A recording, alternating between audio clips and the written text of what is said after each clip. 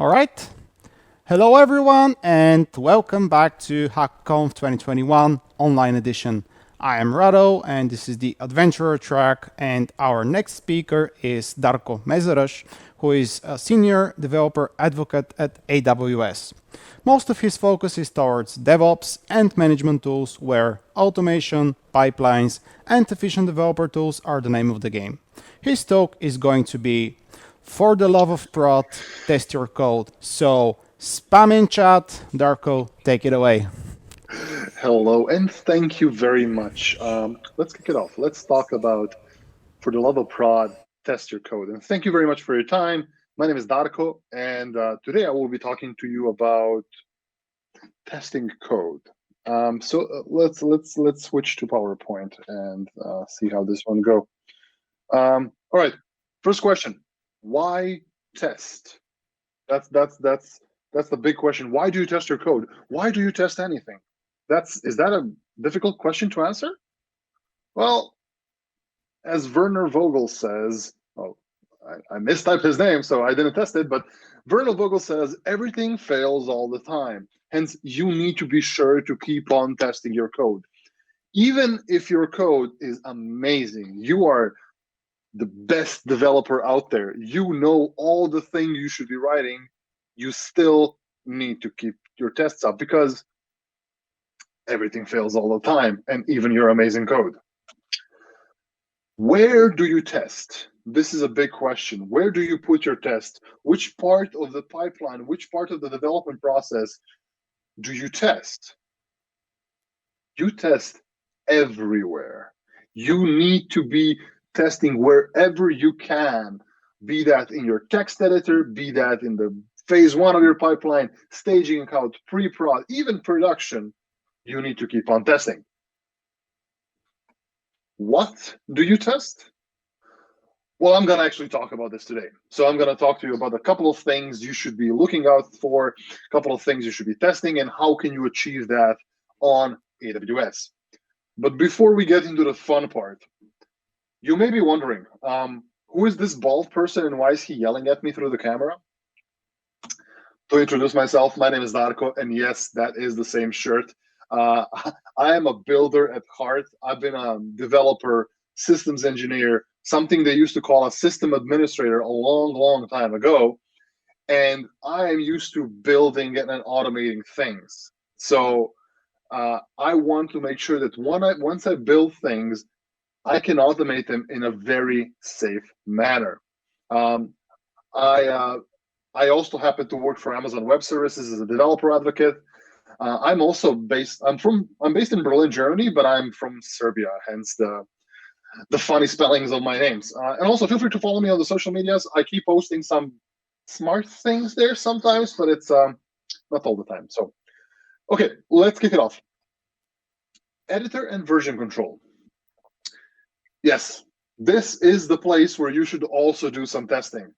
Testing is not just part of your pipeline. Testing should also be part of your code writing. So once you start writing your code, you need to make sure to test it where you write the code. So be that in your amazing text editor, or be that somewhere down the line in a Git repository. So let's take an example. What is testing code within a text editor? It's your typical syntax highlighting, of course. It's your helpers on your IDE or your text editor, all of those things. But it's also the ability to test things locally. In this screenshot you see here, this is me developing a simple Hello World Lambda function using the serverless framework, the SAM framework, so serverless application model. And what SAM allows me to do is test my code locally on my machine. But one of the additional things I have here is I have the AWS toolkit installed for WebStorm. This is the JetBrains IDE WebStorm, where I've installed the toolkit. And just excuse me, just a second. Hello, organizers. I'm not sure if you can hear me, but I can still hear you. 1 second. I need to fix this. It is a bit annoying. 1 moment, if I can do this. I cannot seem to mute them, so apologies. I'm going to mute everything. Hopefully you can hear me right now. Okay, back to this. It has become a bit annoying. Okay, back to this. The text editor, right? This is where I have the AWS Toolkit installed, which allows me to not just write my serverless functions, not just write my my serverless applications, but I can also test them locally. Define a function, trigger it locally, and get the fully fledged Lambda plus API gateway execution on my machine, all with the power of Docker and AWS Toolkit. So AWS Toolkit, in essence, is just an augment, a little tool for all of your wonderful IDEs out there. So if you're using Visual Studio Code, if you're using Eclipse or any of the JetBrains toolings, you can use AWS Toolkit for any of those to help you in your development process, because this is where the most mistakes happen, right? So you want to be able to test early and catch those things in flight. The AWS Toolkit for these IDEs is not just for testing code. It has a lot of neat features. Like, for example, you can do things with step functions. You can easily build step functions. You can also work with CloudFormation and Lambda functions directly. So it's just a wonderful little addition to help smooth and ease your development workflow. Now, what happens when your code leaves your text editor, your IDE? Where does it go? Where should it go? It should go to production, but there's a few steps along the way that your code needs to take. The first step after successful coding session and you have tested stuff as much as you can locally is that you push the code to some code repository. And within the code repository, you can actually use something called code reviews. Yes, code reviews. It may not seem like an automated test, and it definitely is not an automated test, but you can actually use code reviews to, well, test some of your code. Be that in the sense that somebody will look at your code and say, yeah, this doesn't look good. Why did you put this here? I'm not sure how I feel about your code right now. It can help immensely because we as developers sometimes tend to be hyper-focused in the outcome, and we keep missing the forest from the tree. So having a second pair of eyes to look here is just great. I'll give you an example. My good buddy Kobus and I were working on a project together, and he spent the weekend coding something just for me to find a whole bunch of mistakes he did when he showed me the code. When he committed the code back in GitHub. So I had a look. I'm like, yeah, this is not good. Why did you do it this way? Just the fact that I had a look at it helped so much. Now you can do version control reviews in your code commits, GitHubs, Bitbuckets, GitLabs, wherever you hold your code. But also you can do things with a rubber ducky. Why a rubber ducky? So let me explain a concept called the rubber ducky method, or the rubber ducky debugging. It is a method, a debugging procedure where you debug your piece of code by explaining it to a rubber ducky. Of course, it can be anything you want, but you can take your spouse, your best friend, you can take your cat and show them your code and go line by line and explain what each line does. Usually you will run into issues like, okay, that line doesn't do that. So it is a really neat way to troubleshoot and sometimes just review your code. Simple thing you can do at home in your text editor with disturbing the least amount of people. So it is very important to start early, test early. So start within your text editor. Use the AWS Toolkit to help you with those things. If you're developing like serverless applications with a SAM, you can use SAM to test and debug stuff locally. Works on your laptop, right? If you're doing the same thing with containers, you can also test stuff on your workstation. Put the second pair of eyes on your code. Have somebody else check out what you're doing. Make sure to have pull requests, code reviews, all those fun things. And if you want it a bit more automated and to add a bit more of machine learning flair, you can also have a look at Amazon Code Guru, which is just a machine learning enabled service that can look at your code and detect potentially inefficient code or something that's done out of best practice. So that may be a really neat way to address some code issues you have. All right, let's move on. Now, what happens once your code leaves the repository, right? So you commit your code to repository, you merge a branch, somebody says this is good, your pull request is merged into mainline or whatever branch you're using. Then the code goes beyond. This is where you get to do something like unit tests and a bit more, right? Now, I'll explain what unit tests are in a moment, but unit tests absolutely can work on your laptop. You can run unit tests locally, and absolutely that's a possibility. But ideally, unit tests belong in a pipeline.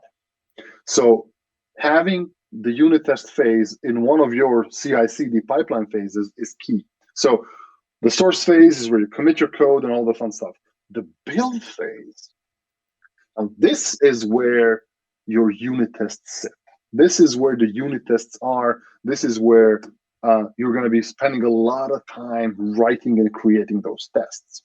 So we'll come to the next two phases later on. So let me answer the question. What are unit tests? I like to use this analogy. Unit tests are when you get to play inside, right? So think of it, you are a kid, you cannot go outside to play with the rest of the kids, but you can only stay at home and play with your toys. That's kind of a unit test, right? You only interact with what you have internally and you get something out of it. So in essence, a unit test is seeing if your code actually does a thing.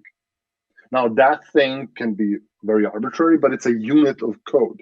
Let's say you submit the temperature in Celsius to a piece of unit of code and it outputs it in Fahrenheit. That's a unit of code. And you can easily test it by adding values to it. Basically, think of it as a black box. You input something and you have an expectation of what will come out. So it is self-contained. You want to make sure that the data processed is the way you want it to do. So there are no external dependencies, so you will never have a unit test that will call a database or an external service or an API somewhere out there. A unit test is just testing a local unit of code. Does it do something? Only internal, and everything you do on this code is mocked. Let's look at an example. This is an example of a simple hello world Lambda function, and this is a unit test written in Jest. It's JavaScript, so using the Jest framework. Simple enough. What this thing does, it triggers a Lambda function, basically triggers a simple part of that Lambda function and has specific expectations, right? So it expects that the status code is 200, that it gets the HTTP status code 200. It also expects that the body of that response is says queries and then a JSON object. JSON object from the query string parameters, right? In this case, a query string parameter would be A1. So this is a simple unit test. It basically checks if I pass it 1, will it output the JSON object? And if it doesn't, the unit test will fail. In the ideal scenario, you would write these tests initially. If you ever read the book by Ken Beck on test-driven development, test-driven development stipulates that you write the test first, right? Your test is written before any other piece of code.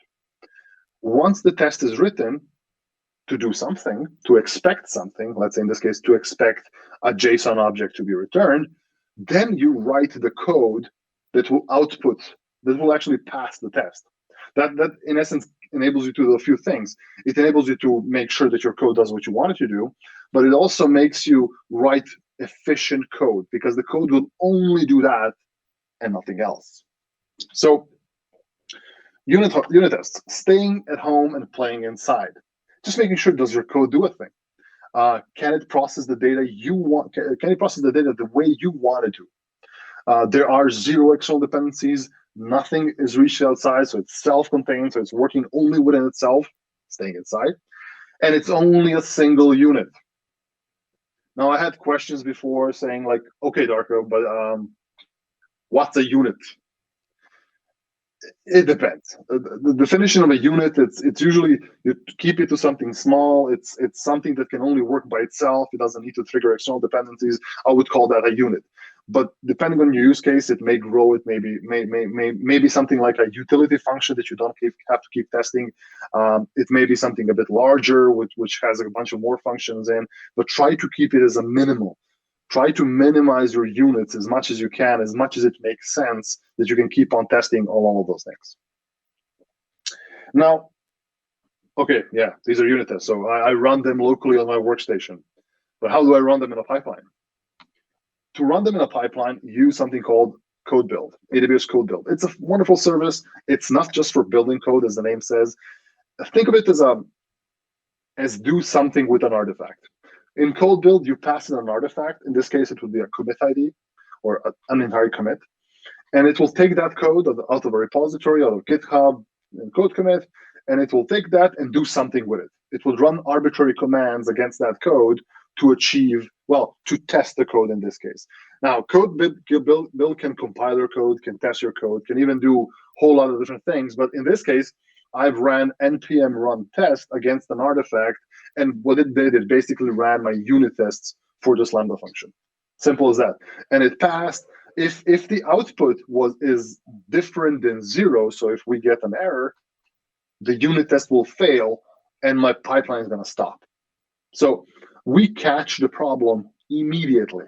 So unit tests can exist both in the build phase, but it can also exist in your text editor. So if you are actually doing something with unit tests if you're building unit tests, you can actually easily run them locally on your workstation to see if those will pass. So really quick way to kind of see if your code does a thing. But sometimes your code does a lot more than just convert Celsius to Fahrenheit. It does much more complex and much more, let's say, interesting things than just doing something simple as that. This is where we need to talk about, does your code actually work with other pieces of code? Can your code go outside and play with the other kids? This is where we get to talk about integration testing, right? What are integration tests? Similar to unit tests, but a bit different, in a sense that in this case, you're not playing inside alone with your toys. You're actually going outside to play with other services, other units, other parts of your application to see if those things work together. An example, basically making sure that your entire application can function. You go through an entire workflow just to see this happening. You connect to external dependencies, you connect to mock databases, you connect to those things just to see if your application will work fully. Here's an example. I am using the same Lambda function as before, same serverless application. I'm actually requesting the same thing. I'm expecting that my Lambda function returns a 200, but it also should return a specific query outside. What I'm doing here is I'm not actually triggering this piece of code in itself. I'm going to be starting a Lambda function inside of a container using serverless application model, aka SAM, and then I'm going to use Axios to get that request. Axios is just like a local HTTP requester, right? So what's going to happen here, it's going to execute my Lambda function locally, start this API, it's going to emulate the Lambda function, it's going to emulate the API gateway, so multiple different things, multiple different elements on my application. And I know that this is a very simple application, so it's, I'm not destroying the world here, but it's just a little super simple application actually running on port 3000 locally and listening.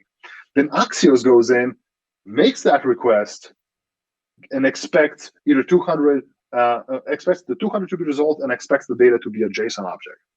What happens then? npm run integration tests. It runs it. Hello world integration test. Pass. That's it. Simple as that. It's now, of course, this gets much more complex as your application grows. Like, for example, if my Lambda function would actually connect to a database or request some data externally or do some external processing by contacting a different service or whatnot, this would still test all of those elements just to make sure does my application actually play nice with the other kids outside. So integration tests, going outside to play, right? How does your piece of code play with the rest?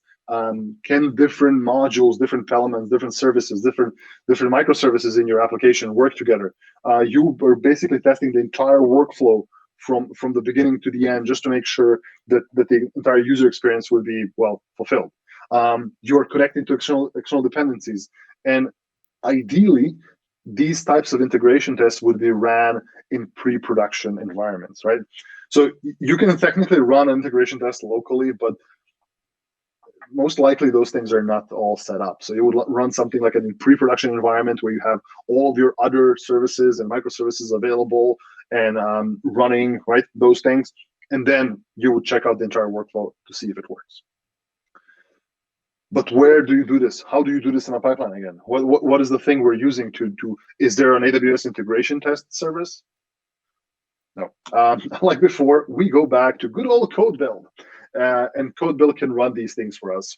Actually, it's running this container within code build, and we're just triggering the integration test to see if it's going to run. Simple as that. It may not be the perfect example, but integration tests can be done through code build. However, since AWS per se does not have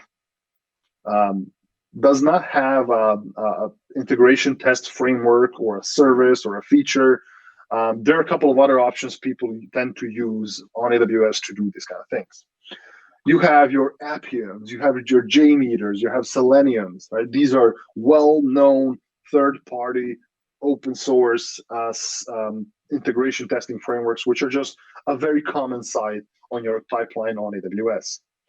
If you want to go a bit more AWS native way, Lambda functions are a terribly good way to do integration testing, because Lambda functions can act as some external dependencies or external triggers just to make sure, like, call a function or call a piece of application, call an API, and do something with its output. So these are some of the ways you can do that.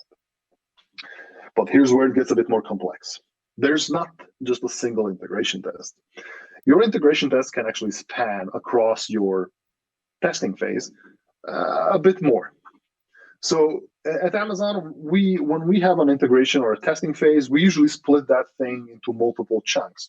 We have your alpha stages, beta stages, gamma stages, pre-prod, prod single blocks, those kind of different environments. And we actually run integration tests in both beta and gamma environments. Now, each of those environments looks a bit more like the production environment as you go along. So it is very important to keep on checking these. For example, in the gamma environment, you have all the integration tests, but you also run an exact copy of production because it looks very much like production. It looks very much the same hardware, the same setup, potentially even the same scale, just so you make sure that it all works. So this is where you kind of have to understand the differences between integration tests on a beta and a gamma system. So yeah. Once you move on from your integration tests, your code goes to production, right? So your code is successful. You've tested all of your integration tests. You've done your unit testing. All that is fun. Time to deploy the code to production. And that's it. Do you test in production? I mean, your customers test your code in production, don't they, right? So technically somebody does does testing in production. But are we done once we reach production? Is that it? Is your job done? Is your code now the perfect code because you've pulled it through a bunch of unit tests, bunch of integration tests? Is your code now amazing? Is it done? Is this the best it can be? Well, everything fails all the time, even myself when writing Werner's name. So it is very much important to keep an eye out on your code, on your changes, even once they go to production. And this is where we get into something people call observability. That is the 3 pillars of observability: getting your metrics, getting your logging, and getting your tracing done is a key method to test your code within production, right? What I mean by this, your code, even if it's functionally perfect, right? So if your code is just great, passes all the unit tests, all the units are working as expected, it passes all the integration tests, amazing, it works with every other element in your application.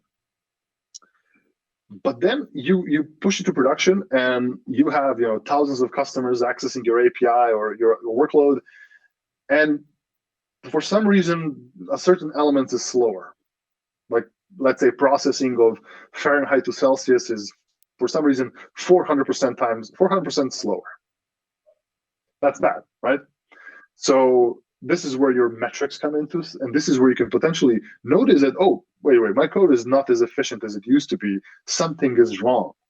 So the world of observability, your logs, your traces, and your metrics are here to help you identify those things even once they're running in production. How do you do that? How do you do that on AWS? What service? What should I install? What agent do I need to run? Well, it's relatively simple when it comes to AWS and our offering of services out there. For your metrics, you have Amazon CloudWatch. It collects all the metrics. You can push metrics to it. You can gather metrics from everything out there, and you can just analyze those things as you go along. For all of your logging needs, you have Amazon CloudWatch logs. This is where you can funnel all of the logs and just do some analysis against them, get some information on it.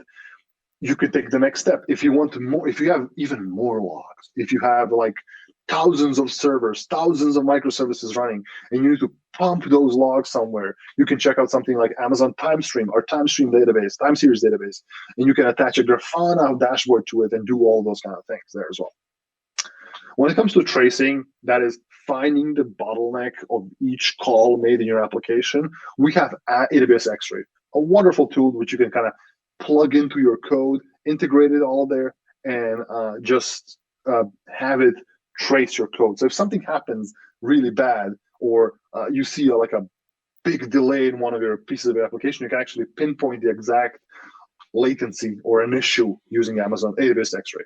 Wonderful thing. So can kind of help you test your code even in prod, because testing is never done, right? Even when you push your code in production, you need to keep an eye on it, right? You need to be able to see, is it working in the same manner as it used to be before? Have you potentially destroyed some performance? Maybe there's a huge latency because of your code change. Are you monitoring for outcomes? And this is usually a great thing for us engineers to learn, because we as engineers, we're like, oh, I'm going to just monitor some, I don't know, some CPU metrics, and I'm going to see some memory usage and disk I/O. That's all well and done, but are you actually monitoring does your application do what it needs to do? Are customer sales being achieved? Is your application actually converting those PDFs ultimately? So having a monitor for those things, monitoring for things that actually come out the other end, is very important. Do you have an ability to roll back? That is very key, because if you find an issue in production and you just don't have a way to roll back, it's not the best of experiences out there, right? You have a problem, then now what? So have a rollback procedure ultimately. And yeah, metrics are very important because they can help you understand if, well, something is askew. So make sure to have proper metrics in place. Okay, slowly close to the end. Wrap up time. So I've talked to you today about a few ways to do testing. So we talked about your development environment, your IDEs, using the AWS Toolkit to do things. We talked about testing code in a code repository with code reviews and pull requests, and even Amazon Code Guru. But there are many more tests out there, right? So I mentioned only a few of them, but you have your typical user acceptance testing, your syntax checkers, your linters, your load testing, penetration testing, security testing, all UX testing, all these different types of tests that exist out there, which I just don't have the time to mention here, right? But these are some of the key ones you need to look into, but make sure to include the rest as well. Final thoughts. Testing has different purposes in different stages, right? Catching syntax errors, catching off by one errors can be done within your text editor on a local workstation by executing some things. Best practices when writing code can be actually detected in a code review. When it comes to just actual units of code, units of your application, do they do a thing, can be tested with unit tests. having your application work with the rest of your microservices or the rest of your application is done within integration tests. And finally, testing is never done. Even in production, you want to be able to ensure that you want to be able to test that code even once it's running on their customers, because that's when you get the exact real image of how your code works. Because running it on your workstation is not always the same as having thousands of customers trying to hammer your application. And it's cheaper to fail early than later on. What do I mean by this?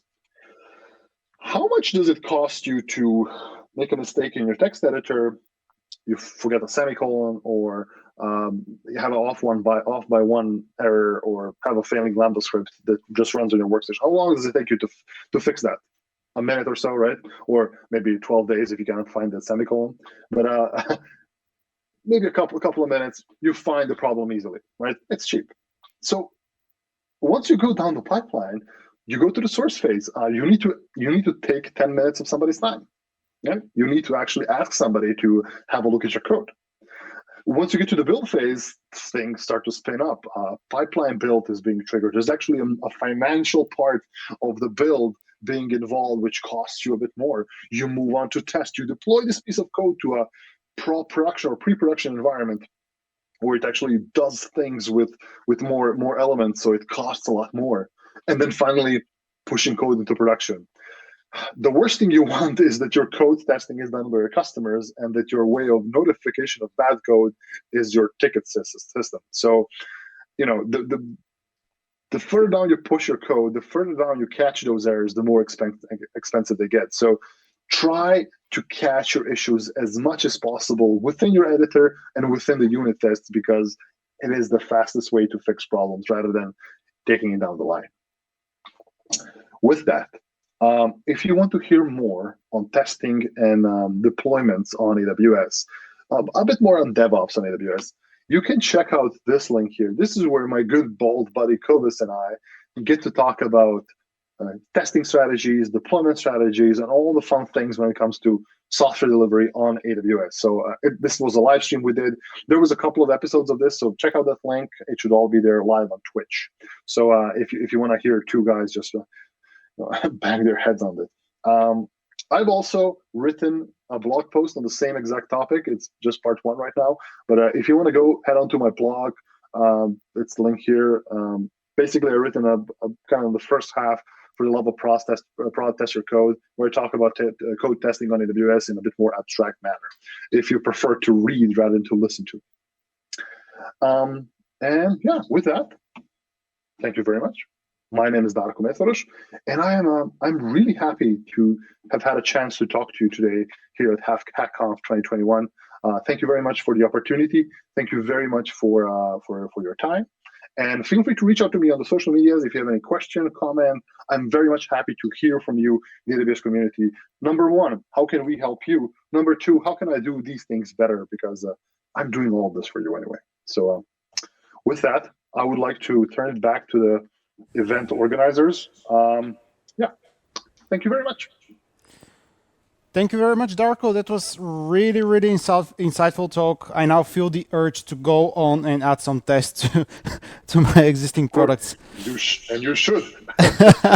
And we actually have questions, so I will now go one by one, ask them so you can answer.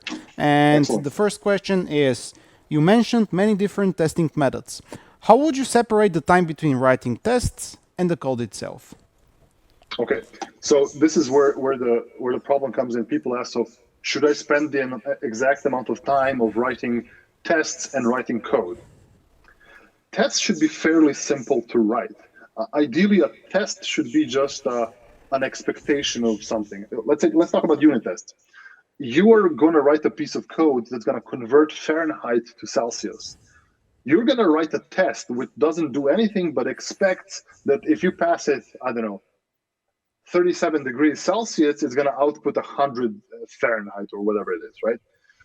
So the amount of needed to write that piece of test should be much less than actually writing the code. So let's put it 30 30%